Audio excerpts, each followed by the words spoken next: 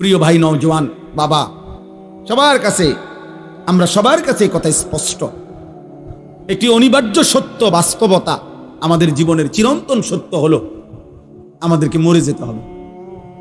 এই সত্যকে অস্বীকার করার, এই সত্যকে ভুলে যাওয়ার কোনো সুযোগ নেই। ভুলে গেলেও মরে যাবেন, মনে থাকলেও মরে যাবেন, হাসলেও মরে যাবেন, কাঁদলেও মরে যাবেন, দুঃখ বেদনায়ও মরে যাবেন, আনন্দ ফুর্তিতেও মরে যাবেন। কেউ থাকবে না। রাজপ্রাসাদের অট্টালিকাতে যে থাকে সেও মরে যাবে। জীর্ণ কুঠির কুড়ে ঘরে যে থাকে, দেখায় উপরের দিকে তাকান, উপরে তারা গণেন, গণ ভাই, তারা গণ, গইনা জানাও কটা হয়েছে মোট। উপরে কি দেখো, এদিকে তাকাও ভাই। সময় গুনে গুনে বারবার আমি সময়ের দিকে তাকাচ্ছি। অনেক রাত হয়েছে, রাত 12টা পার হয়ে গেছে। সারা রাত চুক্তি ওয়াজ করলে ফজরের নামাজ পড়বে কখন? তাহলে এই জন্য বললাম, একটি অনিবার্য সত্য যে হাসি কিংবা কান্না, আনন্দ কিংবা বেদনা, আমাদেরকে মরে যেতে হবে, আমাদেরকে মৃত্যুবরণ করতে হবে। সমস্ত আউলিয়া, বুজুর্গ, পীর, মাশায়েখ তাসাউফ তাজকিয়ার যত মেহনত করে, আধ্যাত্মিকতার যত মেহনত করে, মানুষের অন্তর পরিশুদ্ধ করার যত মেহনত করে, তন্মধ্যে সব তরিকা, সব আউলিয়া বুজুর্গদের একটি সবক আছে মুরিদদের প্রতি। অনেকগুলো সবকের মধ্যে এটা একটা সবক, যে মৃত্যুর মুরাকাবা। এটা সব বুজুর্গদের একটা সবক, যে মাঝে মাঝে চোখটা বন্ধ করে কিছুক্ষণ মৃত্যুর কথা স্মরণ করা, মৌতের কথা স্মরণ করা, যে একদিন এই ব্যস্ততম এই জিন্দিগি আমার স্তব্ধ হয়ে যাবে। নবীজি সাল্লাল্লাহু আলাইহি সাল্লাম বলছে, আকসিরু যিকরা হাদিমিল লাযযাত, আমার উম্মত এই জিহ্বা যেটা আজকে তোমাকে হাজারো আইটেমের স্বাদ বলে দেয়, গরুর গোশতের আলাদা, খাসির গোশতের আলাদা, মুরগির গোশতের আলাদা, হরেক রকম মাছের স্বাদ আলাদা, একদিন সত্য সত্য এই জিহ্বা স্বাদ স্তব্ধ হয়ে যাবে। তোমার চোখের পলক, হাতের স্পন্দন, হৃদয়ের স্পন্দন সব ঠান্ডা হয়ে যাবে, স্তব্ধ হয়ে যাবে। সেই মৃত্যুকে বেশি বেশি স্মরণ করো, যে মৃত্যু তোমার জিহ্বার স্বাদ বন্ধ করে দিবে, যে মৃত্যু তোমার চোখের পলক নিভায়ে দিবে, যে মৃত্যু তোমার হৃদয়ের স্পন্দন স্তব্ধ করে দিবে। আল্লাহ নবী সাল্লাল্লাহু আলাইহি ওয়াসাল্লাম বলছেন। তো এখানে মহান আল্লাহ পাক রব্বুল আলামিন বলছে, বান্দা তোমার মনে থাকে আর না থাকে, তুমি গুরুত্ব দাও আর খামখেয়ালি করো, তুমি আনুগত্য করো আর নাফরমানি করো, মনে রাখো বান্দা, যে অবস্থাতেই থাকো না কেন, একটি নির্দিষ্ট সময়ে সত্য সত্য মৃত্যু যন্ত্রণা তোমার চলে আসবে। প্রত্যেক মানুষের, আমার ভাই আমি দেরি করবো না, অল্প সময়, তর্জমা বলতে বেশিক্ষণ লাগবে না, এই মূল কথাটা বুঝাইতে চাই। শুনো, প্রত্যেক মানুষ মনে রাখতে হবে, 1 নাম্বার তো আমরা মৃত্যুবরণ করব, 2 নাম্বার হলো মৃত্যুর পূর্ব মুহূর্তে, মৃত্যুর পূর্বক্ষণে ইমানদার হোক আর নাফরমান হোক, নবী হোক আর রাসূল হোক, আর শ্রেষ্ঠ কাফের হোক, মুশরিক হোক,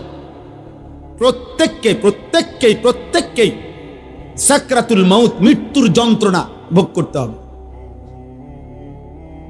ওয়াজাআত সাকরাতুল মাউত, সমস্ত মাখলুকের মৃত্যুর পূর্ব মুহূর্তে মৃত্যুর যন্ত্রণা হয়, এটাকে সাকরাতুল মাউত বলে, সাকরাতুল মাউত বলে।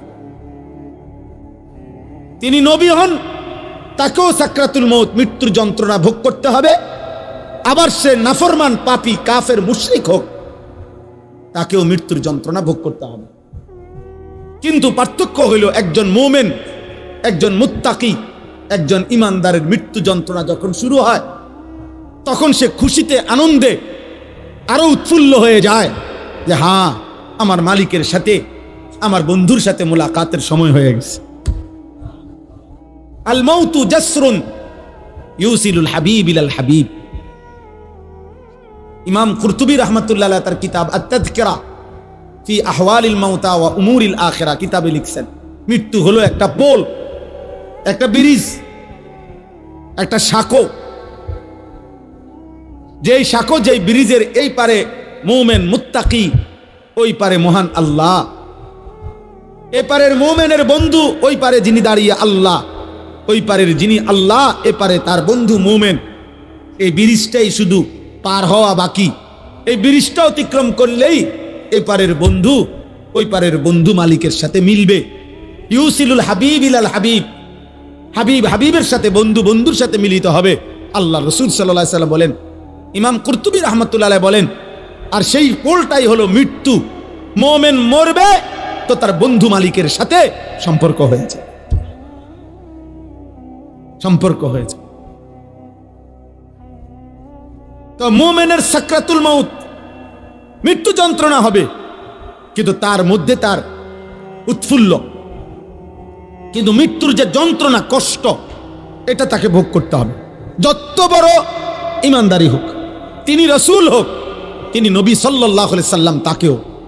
এজন্য হাদিসের মধ্যে আছে, বিশুদ্ধ হাদিস, আল্লাহর নবী সাল্লাল্লাহু আলাইহি ওয়াসাল্লামের স্ত্রী আম্মা জান আয়েশা রাদিয়াল্লাহু তাআলা আনহা, তিনি বর্ণনা করছেন, ইন্তেকালের পূর্ব মুহূর্তে নবীজি সাল্লাল্লাহু আলাইহি সাল্লামের যখন মৃত্যু যন্ত্রণা, সাকরাতুল মউত শুরু হয়েছে, আম্মা জান আয়েশা তখন সামনে, আয়েশা রাদিয়াল্লাহু তাআলা আনহার বুকের মধ্যে নবীজির মাথা মোবারক।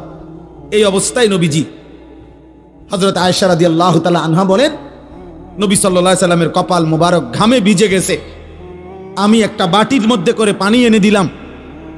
আম্মা জান আয়েশা বলেন, বারবার নবীকে দেখছিলাম, আল্লাহ নবী সাল্লাল্লাহু আলাইহি সাল্লাম তার ডান হাত মোবারক ওই পানির মধ্যে ভিজাইতেছে, আর কপাল মুছতেছে, আর দোয়া করতেছে, আল্লাহুম্মা আইন্নি আলা সাকারাতিল মউত, আয় আল্লাহ, মৃত্যু যন্ত্রণার এই মুহূর্তে আপনি আমাকে সাহায্য করেন।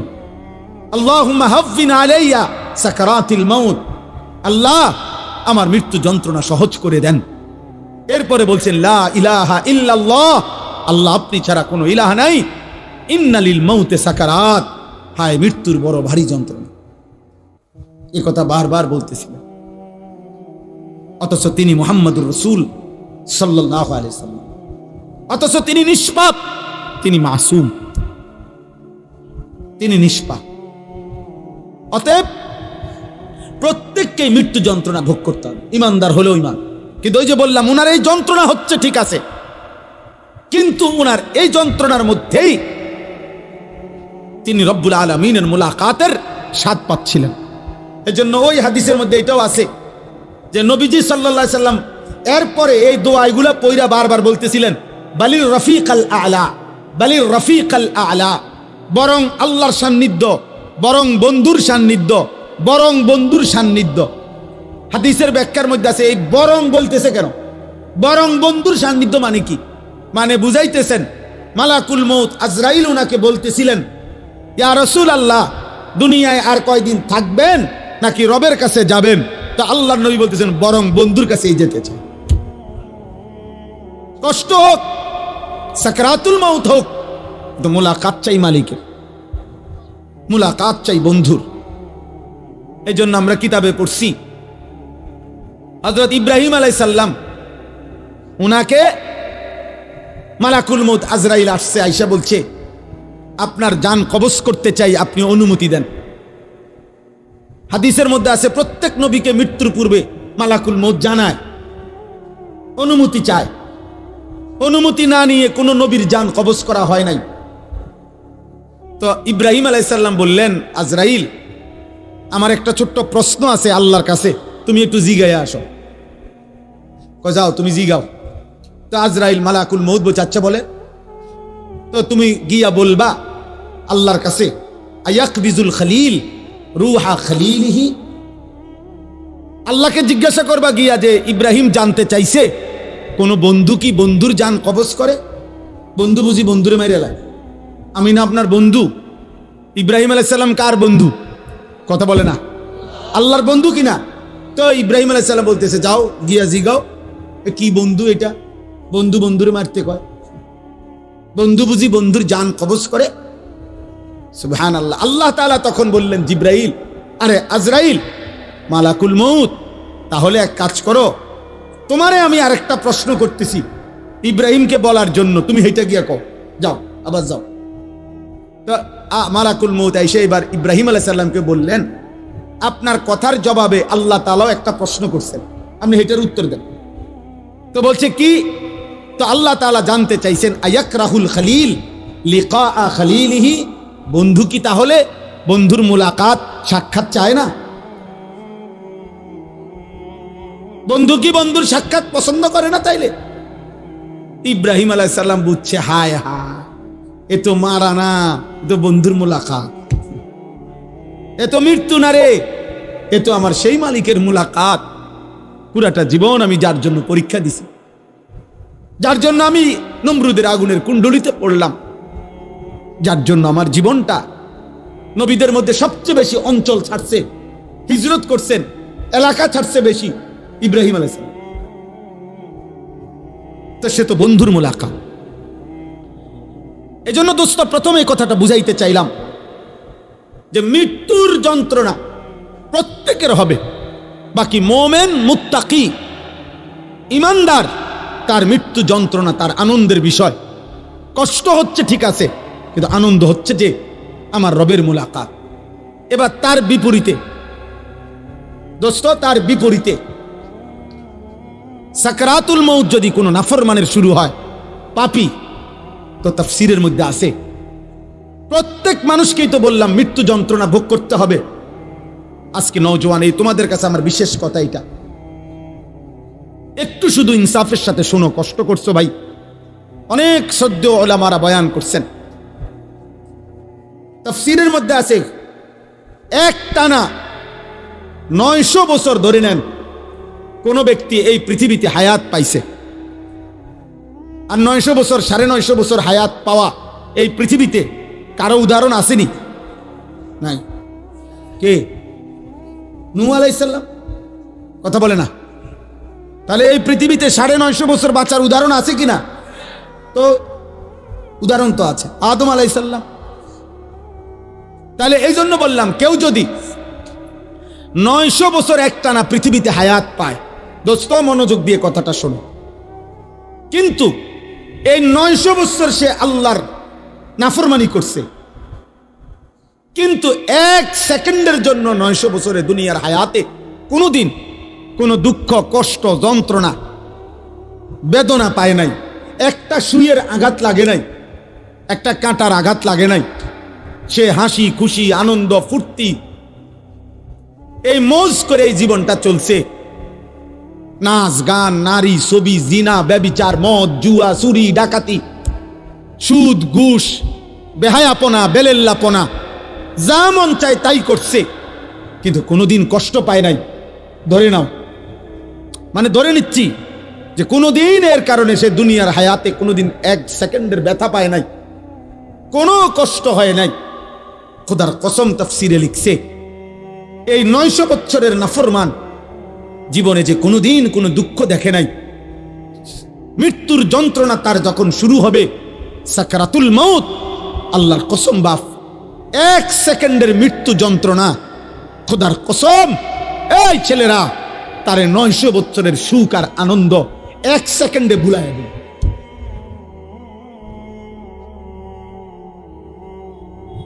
কবরের আযাব পরে, জাহান্নামের আযাব পরে, হাসরের আযাব দোস্ত আমার পরে, এগুলা তো আছে সামনে, কিন্তু 1 সেকেন্ডের মৃত্যুর যন্ত্রণা, এখনো জান কবজ হয় নাই, শুধু মৃত্যুর যন্ত্রণা শুরু হয়েছে।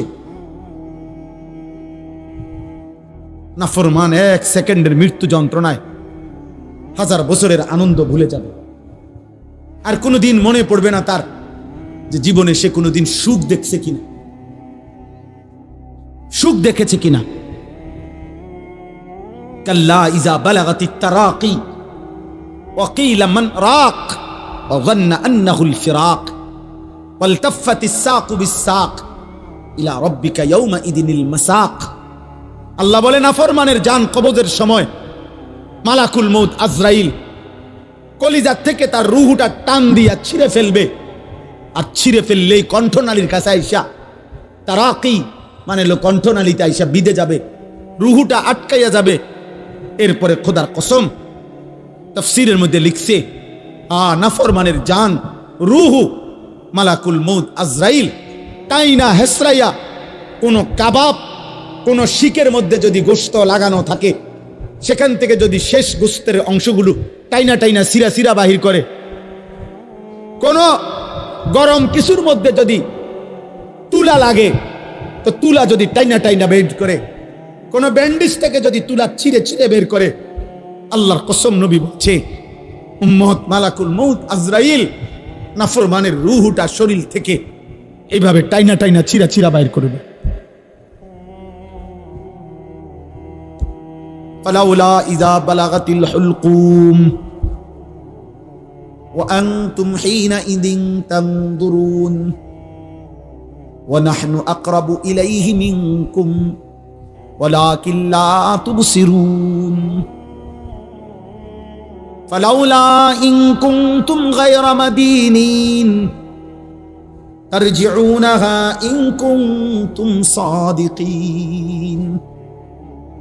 আল্লাহ বলে নাফরমানের কণ্ঠনালীতে যখন তার রূহটা আইসা আটকাইয়া যাবে, চারিপাশের আত্মীয় স্বজন তখন দেখতে থাকবে। আল্লাহ বলেন আমিও তো দেখতেছি, আমিও তো সামনেই আছি। আল্লাহ তখন চ্যালেঞ্জ করে বললেন, হে নাফরমান পাপী, তোর আত্মীয় স্বজনকে বলো না এই মুহূর্তে তোমারে মালাকুল মউত আজরাইল থেকে ফিরাইয়া রাখতে। অতএব প্রিয় ভাইয়া, কবরের আযাব তো সামনে, জাহান্নামের আযাব তো সামনে। এক সেকেন্ডের মৃত্যু যন্ত্রণাও তো তুমি সহ্য করতে পারতা না। হযরত আমর ইবনুল আস রাদিয়াল্লাহু তাআলা আনহু, নবীজির বিখ্যাত সাহাবী, ওনাকে বলা হয়েছিল মৃত্যুর পূর্বে ওনার ছেলে, উনি ইমানদার, উনি সাহাবী, ওনার ছেলে আব্দুল্লাহ ইবনে আমর ইবনুল আস, উনিও সাহাবী। ছেলে বলতেছিলেন মৃত্যুর পূর্বে, আব্বা আপনার কাছে এই মুহূর্তে, শেষ মুহূর্তে মৃত্যু যন্ত্রণা কেমন মনে হইতেছে? প্রিয় ভাই শোনো, হযরত আমর ইবনুল আস বলছেন, ইয়া বুনাইয়া কাআন্না জিবালাদ দুনিয়া আলা সাদরি ওয়া কাআন্নি আতানাফাসু মিন সাকবিল ইবরা। এই কিতাব আমার কাছে গাড়িতে আছে। ওয়া জাআত সাকরাতুল মাউত বিল হক, এটাই কিতাবের নাম। আমার কাছে আরবি কিতাব আছে, এই কিতাবের নামে এটা, এই কিতাবে লিখছে। হযরত আমর ইবনে আস বলে, পুত, এই বাপ সন্তানকে বলছে, বাবা রে, আমার মনে হচ্ছে কাআন্না জিবালাদ দুনিয়া, দুনিয়ার সমস্ত পাহাড়গুলো আমার বুকে চাপ দিয়ে রাখছে। কাআন্না জিবালাদ দুনিয়া আলা সাদরি, মৃত্যু যন্ত্রণা আমার মনে হচ্ছে দুনিয়ার পাহাড়গুলো আমার বুকে চাপ দিয়ে রাখছে রে ফুল। ওয়া কাআন্নি আতানাফাসু মিন সাকবিল ইবরা, আর আমি যেন এই পাহাড় চাপা অবস্থায় আমি যেন সুইয়ের ছিদ্র দিয়া, সাকবিল ইবরা, সুইয়ের ছিদ্র দিয়ে আমি যেন একটু একটু নিঃশ্বাস নিতেছি। আমার ছেলেরা, আমার কিশোর, আমার নওজোয়ান, আমার 16 বছরের সন্তান, এত অল্প বয়সে তুমি এত গুনাহ, এত নাফরমানি কেমনে করছো বাপ? তুমি কেমনে সহ্য করবে আব্বা? আমার 16 বছরের সন্তান আছে। আমার প্রথম সন্তানের বয়স 16 বছর বরাবর। এই জন্য 16 বছর বয়সী ছেলে তুমি আমার সন্তান। তার চাইতে একটু বয়স্ক, একটু বেশি যাদের বয়স 18, 20, 22, 25, প্রিয় সন্তান, তুমি আমার ছোট ভাই। তুমি বলো, গত 365 দিনে তোমরা কোনদিন যারা ফজরের নামাজ পড়ো নাই, আমার সন্তান, কেমনে তুমি মৃত্যুর এই যন্ত্রণা সহ্য করো? বলো ভাই।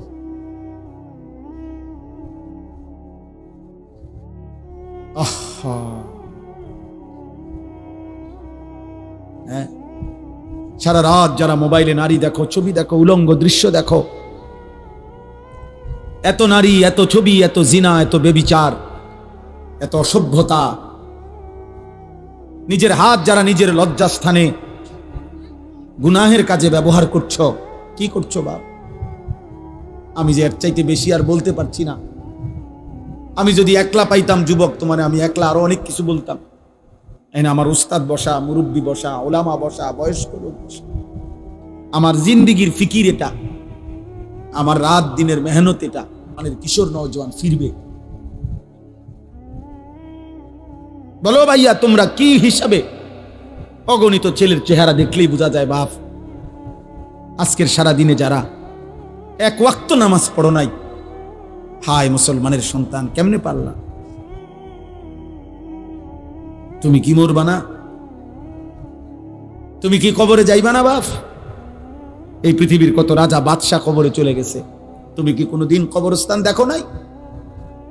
তুমি কারো জানাজা পড়ো নাই? তুমি কি কোনো মানুষের লাশ দেখো নাই? আমি 5 দিন আগে আমার জ্যাঠার সাথে কথা বলে আসছি বাড়িতে, খোঁজ খবর নিছি। 5 দিন পরে আমার জ্যাঠা মারা গেছে। আমি জ্যাঠার দিকে তাকাইয়া বাড়িতে গিয়া দেখছি আমার এই সেই মানুষটা যার সাথে আমি কথা বলছি, উনি নাই, চুপ হয়ে গেছে, হাত নড়ে না, পাও নড়ে না।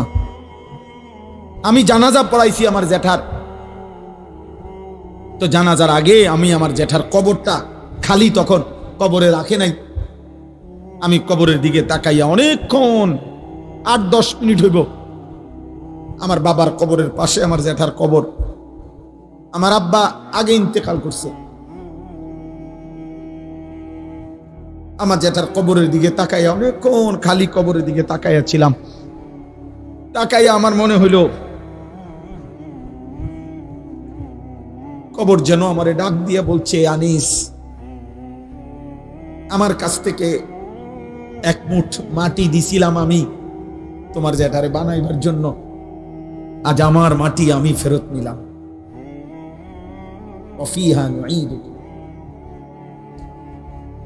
নওজোয়ান, তোমার মাটি মাটির কাছে ফেরত চলে যাবে। তুমি মাটি ছাড়া আর কিছু না। তোমার এই চোখ, নাক, কান, হাত, পাও, হ্যাঁ, এটা চোখ, নাক, কান, মাটি। মাটি ওই মাটির টুকরা। ওয়ালাকাদ খালাকনাল ইনসানা মিন সুলালাতিন মিন তিন। আল্লাহ বলছে, শুকনো মাটি থেকে, ঠনঠনে মাটি, আমি সেখান থেকে মানুষকে সৃষ্টি করেছি। তুমি মাটির একটা টুকরা ছাড়া আর কিছু না। আর মাটির এক টুকরা এত অহংকার করা এত বড় মালিকের সামনে সাজে না রে বাপ, উচিত না, উচিত না। এত বড় মালিকের নাফরমানি করছো কেমনে? কোরআনুল কারীম আল্লাহ নাজিল করছে 30 পারা। এতগুলো কথা আল্লাহ কোরআনে বলছে, 30 পারা নবীর জবান দিয়ে বলাইছে। 23টা বছর কোরআন শরীফে আছে, ফাবি আইয়ি হাদিসিন বাদাহু ইউমিনুন। আল্লাহ বলছে, বান্দা বল না রে, আমি আর কেমনে বললে, আর কোন কথা বললে, আর কতবার বললে বান্দা তুমি আমার কথা মেনে নিতা? এই নাফরমান, এই বেনামাজি, দাঁড়া, এখন দাঁড়া। ফজরের নামাজ পড়ো না যারা, গত 1 বছর ধরে হাইওয়ান, মুসলমানের বাচ্চা এত নিকৃষ্ট হয়? তোর কোনো মা নাই, তোর কোনো বাপ নাই বেটা, তোর কোনো আল্লাহ নাই, তোর কোনো নবী নাই, তোর কোনো ধর্ম নাই, নাফরমান। জীবন মানে হুদা ভাত, জিন্দিগি মানে শুধু ভাত, জীবন মানে শুধু ঘুম, জীবন মানে শুধু পেশাব পায়খানা, জীবন মানে শুধু লজ্জাস্থানের চাহিদা পূরণ। এগুলো তো কুত্তারও পূরণ হয়। এই নাফরমান, খানা তো কুত্তাও খায়, ঘুম তো কুত্তাও যায়, পেশাব পায়খানা তো কুত্তারও হয়, লজ্জাস্থানের চাহিদা তো কুকুরও পূরণ করে। কুকুরের বাচ্চা হয় না? কথা বলে না, কুত্তার বাচ্চা হয়নি তো কুকুরের বাচ্চা হয়, মানেই তো তার চাহিদা পূরণ না হইলে বাচ্চা হয় কেমনে? তো তুমি এটা কি ভাবছো বাপ? 1 ওয়াক্ত নামাজও পড়তা না, কেমনে বাঁচবা? ফাকাইফা তাত্তাকুনা ইন কাফারতুম ইয়াওমান ইয়াজালুল বিলদানা শিবা। আল্লাহ বলে, বান্দারে আমার, কেমনে রে বান্দা তো নাফরমানি করছো? আল্লাহ বলে, সেদিন হাসরের দিন আমার বান্দা কেমনে রে বাঁচবা বান্দা? এত নাফরমানি, এত মিথ্যা, এত চুরি, এত জিনা। এক মোমেন মুসলমান দাবি করে 30 বছর ধরে সুদ খাও। মুসলমান বুঝি 30 বছর সুদ খায়? মুসলমান কেমনে 30 বছর নাচ গান দেখে? মুসলমানের মা, মুসলমানের বোন কেমনে 20 বছর ধরে বেপর্দা? মুসলমানের ঘরে কেমনে প্রত্যেক দিন নাটক, সিনেমা, নর্তকীর ছবি চলে, নাটক সিনেমা চলে। আল্লাহ বলেন, আমার বান্দা এই যে দিন রাত নাফরমানি করছো, ফাকাইফা তাত্তাকুন, ওই হাসরের দিন কেমনে বাঁচবা বান্দা? যেই দিনের একদিনেই দুঃখ কষ্ট আর পেরেশানি আর যন্ত্রণায় একদিনেই দুধের বাচ্চা, কোলের বাচ্চা বুড়া হয়ে যাবে। ইয়াউমান ইয়াজালুল বিলদানা শিবা, একদিনে ইয়াউমান, ওই দিনে একদিনে বাচ্চা বুড়া হয়ে যাবে, একদিনেই কালো চুল সাদা হয়ে যাবে। খামখেয়ালি করো না বাপ, শেষ কথা শেষ। তুমি আল্লাহর বেষ্টনীতে আছো, আমিও। আমাদের জন্য আল্লাহ তাআলার ইন্তজাম করা আছে। তুমি আল্লাহর এই ইন্তজামের বাইরে যাইতে পারতা না। আল্লাহর বেষ্টনীর ভিতরে থাইকেই মৃত্যুর যন্ত্রণা আসবে। এই কথাটাই আল্লাহ এখানে বলছে। এবার দেখেন তরজমা শুনেন, তো শেষ কথা। আমার ভাই, আমি বলে গেলাম, আমার সন্তান, আমার ছেলেরা, আমার বাবারা, আমার ভাইরা, আমি বলে গেলাম স্পষ্ট, দয়া করে মরণকে স্মরণ করো, ভুলে যেও না। তুমি ভুলে গেলেও মরে যাবা। বলে আমার মনে ছিল না, মনে না থাকলেও মৃত্যু হবে। হবে কথা বলে না, বলো না ছেলেরা, বলো। তুমি মরে যাবে বাপ। এই মোবাইল থাইকা যাবে, ফেসবুক থাইকা যাবে, এগুলো হারায় যাবে। তোমার চোখের ওই নারীও হারায় যাবে। হয়তো কোনোদিন আর মনেও পড়বে না কারো কথা, কিন্তু গুনাহগুলো সাথে নিয়া তোমার হাসরের ময়দানে দাঁড়াইতে হবে। এই পাপগুলো নিয়েই তোমাকে দাঁড়াইতে হবে। এই জন্য আমি কিশোর নওজোয়ানের পরিবর্তনের খুব প্রত্যাশী। আমার এক ছোট্ট জিন্দিগি প্রয়োজন, আমি দিয়ে দিলাম। কিন্তু আমার একটা আশা, মুসলমানের নওজোয়ান তোমরা ইনশাআল্লাহ ফিরলে, তোমরা যদি ফজরের নামাজ পড়ো, এতগুলো ছেলে ইনশাআল্লাহ কদর কসম ইসরায়েলের কুত্তাদের কলজা সুদ্ধা নড়ে উঠবে ইনশাআল্লাহ। সেজদাবিহীন বিজয় আসবে না বন্ধু। স্লোগান দিলে হবে না, শুধু স্লোগান দিলে। স্লোগান আমিও দিতাম, জানি। আমি ছাত্র জীবনে স্লোগানের সেরা ছিলাম। ঢাকা চৌধুরীপাড়া যখন পড়তাম দাওড়ার কাম থেকে গিয়া, তখন স্লোগানে সেরা ছিলাম। হুজুররা আমারে স্লোগানের জন্য নিত, উড়ে লেতাম ফেরো স্লোগান দিয়া। আলহামদুলিল্লাহ। আমার বড় ভাই, আমার মনে আছে, বড় ভাই আনি চল স্লোগান, চলেন ভাই, উড়ে এলাম কোনান দিয়ে উড়ে। 2-4 ঘন্টাও মিছিল করতে পারতাম, একটা না, কোনো বিশ্রাম ছিল না। স্লোগান দিয়ে হবে না দোস্ত, শুধু কলিজার খুন, কপালের এই সেজদা মালিককে দিতে হবে। ভাইয়া, আরো 100 বছর চেষ্টা করেও কাফের বেঈমানদের সমপরিমাণ অস্ত্র, কাফের বেঈমানদের সমপরিমাণ ক্ষমতা, দুনিয়াবি আসবাব আমাদের হবে না। আমাদের বিজয় আমাদের ওই রবের কাছে। আমাদের উপরে যিনি, তিনি আমাদের জন্য যথেষ্ট। আমরা যদি যথাযথ চোখের পানি দিতে পারি, আমরা যদি চোখের পানি ফেলতে পারি, সেজদা দিতে পারি, ইনশাআল্লাহ বিজয় আসবে। গাজাবাসী সন্তান খুব কষ্ট পাইতেছে বাপ। আজকেও পত্রিকা আসছে, সব পত্রিকা। গতকালকে বৃহস্পতিবার গাজার প্রায় 4.5 লক্ষ মানুষ, তার আবার শেষবারের মতো ইসরায়েলের বেঈমান কুত্তারা বলছে, গাজাবাসীরে মাইকিং করে শুনাই দিছে, তোমাদেরকে পলায়নের জায়গা ছেড়ে দেওয়ার শেষ সুযোগ দেওয়া হলো, এরপরে আর বাঁচতে দেওয়া হবে না। ছোট ছোট মাসুম বাচ্চা নিয়ে মহিলারা খালি পায়ে, আজকের পত্রিকা তো আসছে যে এরা হাঁটতেছে, ওরা জানে না ওরা কোথায় যাবে, ওরা জানে না। 12 কিলোমিটার পায়ে হাইটা একটা বাচ্চা একটা রুটির জন্য হাত পাইটা অনেক কষ্টে যখন একটা রুটি নিছে, রুটি নিয়ে যখন ফেরত আসছে, এই কিছুদিন আগে পত্রিকা আসছে, 12 কিলোমিটার পায়ে হাইটা রুটিটা নিছিল। এই রুটি নিয়ে যখন ফিরে আসছে, গাজার ওই ছেলেকে গুলি করার পরে বুলেটের আঘাতে রুটি হাতে মাসুম সন্তানের কলিজাটা ঝাঁঝরা হয়ে গেছে, ও আর রুটি খাইতে পারে না। আর তোমরা নারী দেখো, ছবি দেখো, তোমরা আর সেজদা দিও না, তোমরা উলঙ্গ দৃশ্যই দেখো। তোমাদের আর মোবাইলের নেশাই গেল না, তোমাদের চুলের ফ্যাশনই শেষ হইল না, তোমরা তোমাদের বন্ধুদের আড্ডাই শেষ। তোমরা মনে করছো ইবলিস শয়তান তোমাদেরও বলছে তোমাদের বিপদ হবে না। বিপদ শুধু ফিলিস্তিনের, বিপদ শুধু রোহিঙ্গাদের, আমগো কিচ্ছু হইতো না। আমরা সবাই জোনায়েত বাগদাদি, আমরা বাইজিদ বস্তি। আমাদের মানচিত্রে উলামায়ে কেরামকে বলি, আমাদের মানচিত্র বাংলাদেশের আরেকবার তাকাই দেখেন, আজকে দেখেন আমাদের মানচিত্রে পার্বত্য চট্টগ্রাম সহ কক্সবাজারের এই সাইড, এটা আলগা এরকম।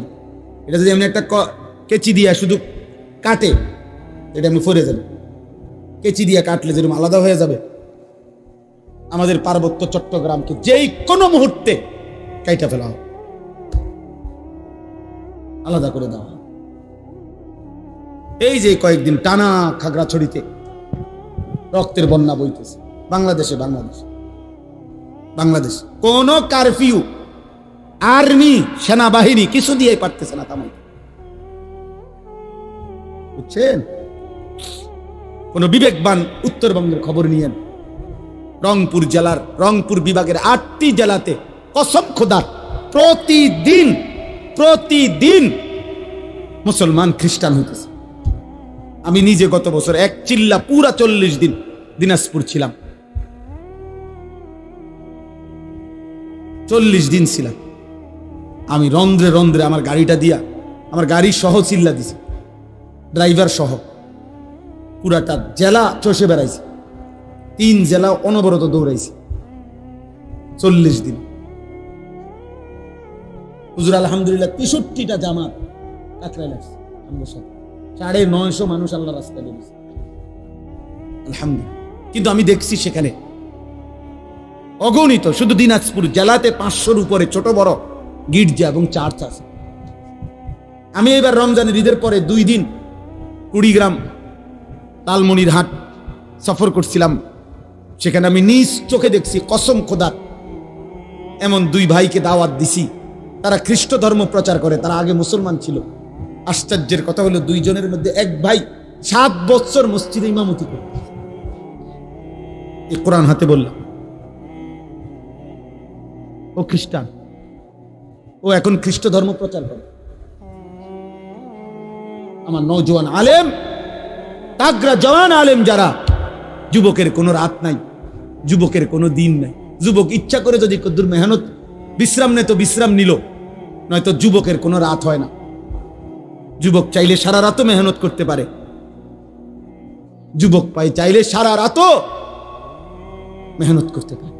এই জন্য নওজোয়ান আলেম যারা আছেন, আজকের এই মুবারক মাহফিলে আপনাদেরকে বলি, আপনারা আরেকটু ফিকির করেন এই ছেলেদের জন্য, কিশোরদের জন্য, নওজোয়ানদের জন্য, ওদেরকে ফেরাবার। যে যে যে দূর বললে হয়, কেউ বললে 10,000 হবে, আরেকজনে আসলে 1000 হবে, আমনে বললে একজনও তো শুনবে, অসুবিধা কথা বোঝেন না? আপনি একজন রেকর্ড না, আমি কইলে শুনবো কেরা, অমুক বক্তা আনতেব না, একের সব বক্তা আনতেব না, না সব বক্তা হইতে জরুরি না, আল্লাহর কথা বলতে হবে এটা জরুরি, উম্মতকে ফিরাইতে হবে এটা জরুরি। এই ছেলেদের দরকার, এরা যদি না ফিরে, এরা যদি সেজদা না দেয়, এরা যদি ফিরে না আসে, তাহলে আগামীর মাহাদির পক্ষে লড়বে কে? দাজ্জালের বিরুদ্ধে লড়বে কে? বুড়ারা, 90 বছরের বুড়া চাচা যারা, কি যুবক বলো, নওজোয়ান, মাহাদির পক্ষে লড়বে বুড়ারা না? কে লড়বে বলো, কে লড়বে? আমি বলো, আমি লড়বো ইনশাআল্লাহ, ইনশাআল্লাহ। ফজরের সেজদা দাও, আমি ওয়াদা দিলাম ইনশাআল্লাহ ফজরের সেজদা দিলে হয় তুমি, নয়তো তোমার বংশধর মাহাদির পক্ষে লড়বে ইনশাআল্লাহ। এটা হাদিসের বর্ণনা। ফজরের মুসল্লিরা মাহাদি এবং ঈসার সাথে সর্বশেষ দাজ্জালের বিরুদ্ধে শেষ লড়াই করবে যারা, এবং শেষ ইহুদিদের শেষ ব্যক্তিটাকে পাথরের আড়াল থেকে, গাছের আড়াল থেকেও তাই না বাইর করে হত্যা করবে যারা, এই শেষ বাহিনী হলো ফজরের মুসল্লি। এটা কিতাবের কথা, আমার কাছে কিতাব আছে। ফজরের মুসল্লি যারা মাহাদির সৈনিক তারা। এই জন্য আজকে এই রাত গভীরে নিয়ত করো যে ফজরের নামাজ পড়বো ইনশাআল্লাহ। আমার জিন্দিগির একটা মেহনত, ফজর ক্যাম্পেইন। আমি এটা কাজ করি সারা বাংলাদেশে, জায়গায় জায়গায়। আমার অনেক ছেলে আছে যারা ফজর ক্যাম্পেইনের কাজ করে, মানে ফজরের নামাজের প্রচারণ। এইটাই মেহনত, এইটাই সংগঠন, এইটাই একটা দল। দলের মাকসাদ কি? ফজরের নামাজে মুসল্লি বৃদ্ধির আন্দোলন। এটা আমার শায়েখ দিছেন, আমারে বলছেন আমার শায়েখ আল্লামা মুফতি মুশতাকুন নবী কাসিম হুজুর, আমার এই জিম্মাদারি মাওলানা এটা করবেন। কোনো ফিডাফিডি নাই, ঝগড়া নাই, ফজরের জন্য ডাকবে আমরা ইনশাআল্লাহ। নওজোয়ান তোমাদেরকে বলল, একজন ছেলে সিদ্ধান্ত নিবা যে আমি ফজর পড়ব, আমার একজন বন্ধুকে ফজরের জন্য ডাকবো ইনশাআল্লাহ। 2 জন হইলে 4 জন হবে, 4 জন হইলে 8 জন হবে ইনশাআল্লাহ। হইতে পারে না ইনশাআল্লাহ? হইতে পারে ইনশাআল্লাহ। ফজরের নামাজে বিজয় আছে। ফাল মুগীরাতি সুবহা, আল্লাহ তাআলা বলছে যুদ্ধের ঘোড়া দুশমনের উপরে আক্রমণ করে ফজরের ওয়াক্তে। ফাল মুগীরাতি সুবহা ওয়াল আদিয়াতি যবহা ফাল মুরিয়াতি কদহা। এইটাও মজা। চলেন, রাত হয়ে গেছে। ওয়ালাকাদ খালাকনাল ইনসানা ওয়া না'লামু মা তুওয়াসবিসু বিহি নাফসু। এই আমি শেষ তরজমা বলি। আল্লাহ বলেন, বান্দা আমি মানুষকে সৃষ্টি করেছি। 2, আল্লাহ বলেন অন্তরের গভীরে যা আছে, তোমার অন্তরের যত কুমন্ত্রণা, গুনাহের মন্ত্রণা, ওয়াসওয়াসা, অন্তরের ভিতরে যা আমি সেটাও জানি। তাহলে বাইরের গুলা জানিনি, কথা বলে না। হাত দিয়ে, চোখ দিয়ে, কান দিয়ে, নাক দিয়ে গুনাহ হইলে আল্লাহ জানেনি। আল্লাহ বলছে আমি অন্তরের ভিতরে যেটা সেটাও জানি। 3, ওয়া নাহনু আকরাবু ইলাইহি মিন হাবলিল ওয়ারিদ। আল্লাহ তাআলা বলে, বান্দা তোমার শিরা উপশিরা, শরীরের উপরে পশম, এরপরে চামড়া, এরপরে গোশত, এরপরে রক্ত। এই রক্ত সঞ্চালন হয় শরীরের মধ্যে। কতগুলো শিরা উপশিরা আছে যেগুলোর মাধ্যমে স্যালাইনের তারের মতো সারা দেহে রক্ত সঞ্চালন হয়। এগুলোর কোনো একটা কোনা, একটা রগ ছিঁড়ে গেলে পুরা দেহের রক্তের সার্কুলেশন বন্ধ হয়ে যাবে, কিছুক্ষণ পরে লোকটা মারা যাবে। এইটারে বলে ওয়ারিদ। এই যেই রগগুলোর মাধ্যমে, ওই উপরের এগুলো না, রক্তের সাথে মিশ্রিত যেই রগগুলোর মাধ্যমে মানুষের দেহে রক্ত সঞ্চালন হয়, শিরা উপশিরা, আল্লাহ তাআলা বলেন ওইগুলো তোমার দেহের ভিতরে যত কাছে, আমি আল্লাহ তোমার তার চাইতে বেশি কাছে। ওয়া নাহনু আকরাবু ইলাইহি মিন হাবলিল ওয়ারিদ।